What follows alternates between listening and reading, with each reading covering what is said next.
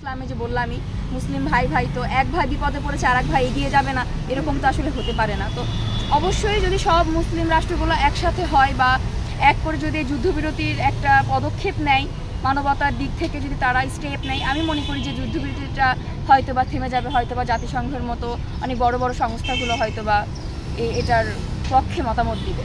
মুসলিমদের উদ্দেশ্যে কিছু বলার রয়েছে কিনা আপনার?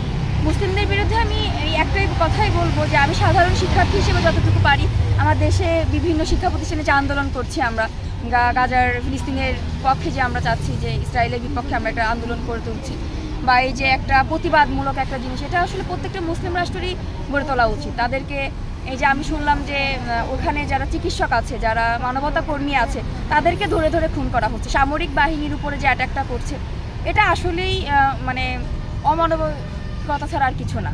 আমি মনে করি যে এটা আসলে হৃদয়ে লাগার মতো একটা বিষয়। অবশ্যই মুসলিম রাষ্ট্রগুলো যদি এক হয় তাহলে যুদ্ধবিরতিটা সম্ভব। ধন্যবাদ আপু। আমি আরেকটু বিষয়ে যাব, ব্যক্তিগত বিষয়ে যাব।